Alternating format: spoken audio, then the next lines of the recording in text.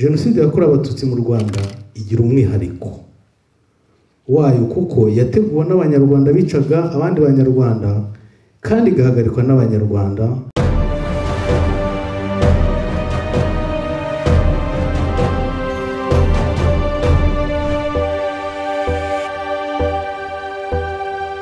Bayibuka baturutse mu bihugu bitandukanye, bashyitsi banyarwanda, abanyarwandakazi,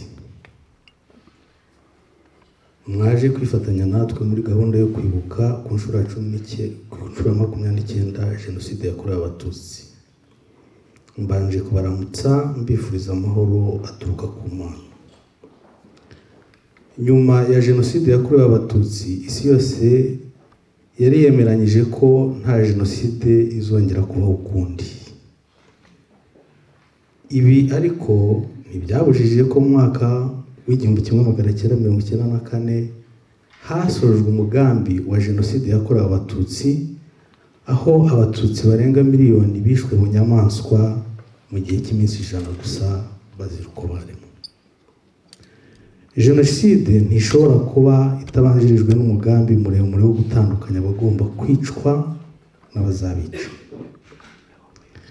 Igategurwa n'ubuyobozi bufite iyo ngengabitekerezo y'urwango, ikigishwa kugera naho abicwa bamburwa ubumuntu, bagahabwa abazina abatesha agaciro, nk'aho mu Rwanda abatutsi bitwaga inzoka n'andi mazina agaragaza ko atari abantu ahubwo ari ikibazo kuri sosiyete.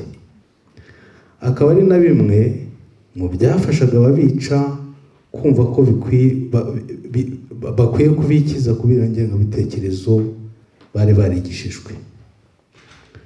Turibuka Jenoside yakorewe abatutsi ku nshuro ya 29 tuzirikana abacu batuvuyemo, harimo ababyeyi, abavandimwe n'inshuti zacu.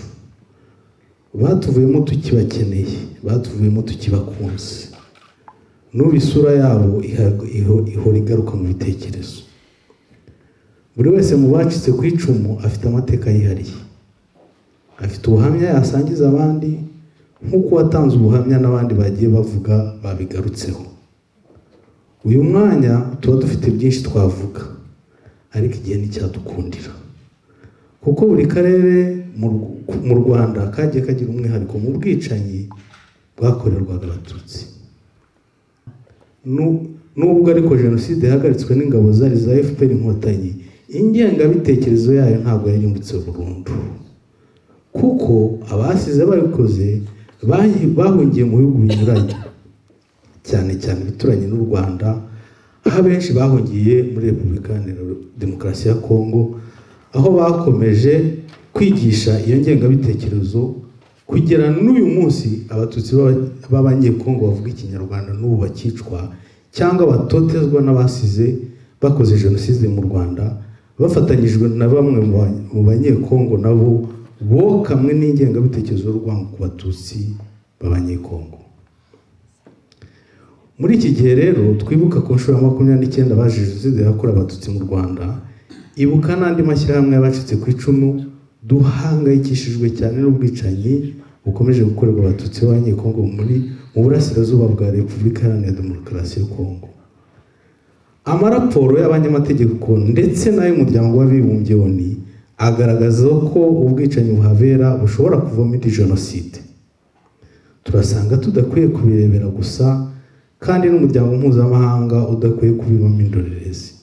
Niyo mpamvu kuri uyu munsi dusabye dukomeje ko hafatwa ingamba zihamye zo guhatira leta ya Repubulika Iharanira Demokarasi ya Kongo gutabara no kubungabunga umutekano w'abatutsi b'abanyekongo bicwa bazira uko bavutse. Byaba ngombwa amahanga agafata ibyemezo bishingiye ku mategeko mpuzamahanga agenda kwirinda no guhashya icyaha cya Jenoside. Mu gusoza, ndashaka gushimira abagize uruhare muri iki gikorwa cyo kudufasha kwibuka abacu bishwe muri Jenoside yakorewe abatutsi no guharanira ko Jenoside itazongera kubaho ukundi, kandi bikava mu magambo gusa, tugafatanya gushyiraho ingamba n'ibikorwa byatuma Jenoside itazongera kubaho ukundi. Twongeye gushimira by'umwihariko leta ya Denmark nk'igihugu cyatwakiriye kandi kiduha umwanya wo kwibuka, kikaba kinakomeje kudufasha mu kwiyubaka no kubana n'ibikomere byacu mu buzima busanzwe. Mukomeze kutuba hafi no kudufasha mu rugendo twatangiye rwo kwiyubaka no guharanira kubana mu mahoro no mu isi itarangwa mu bwicanyi. Twibuke twiyubaka. Murakoze.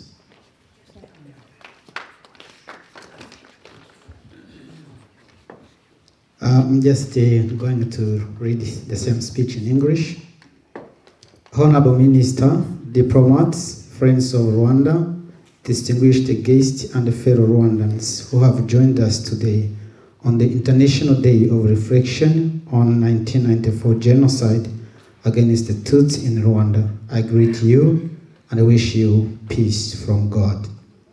After the Holocaust, the whole world committed to never again. However, this did not prevent the 1994 genocide against the Tutsi in Rwanda, where more than 1 million Tutsis were brutally killed in just 100 days. Genocide never just happens. There is always a systematic planning process that builds the climate in which genocide can take place. And this is exactly what happened for the 1994 genocide against the Tutsi in Rwanda. Tutsis were dehumanized and given derogatory names such as cockroaches, snakes, and other names to show that they are not the people but a problem for the society. The genocide ideology was taught by the then government to the entire public, and as a result, the killer felt that it was necessary to exterminate Tutsis. We remember the genocide against the Tutsi for the 29th time, and we remember those who left us, including our parents, relatives, and friends. Their lives were taken. We remember them. We loved them. I recall their images, moments we shared together as families and communities, and they can never leave our memories. Each of the survivors has a unique story, a testimony to share with others as the one who gave the testimony and they spoke before. We have a lot to say at this time, but time is not on our side. Every region in Rwanda was special in the killing of Tutsis. The genocide against the Tutsi in Rwanda is unique because it was planned by Rwandans, they killed other Rwandans, and was stopped by Rwandans. Although the genocide was stopped by RPF, Rwanda's Patriotic Front Inkotanyi forces, its ideology did not disappear completely because of those who fled to different countries, especially neighboring countries, where most of them fled to the Democratic Republic of the Congo, where they are continuing to teach genocide ideologies.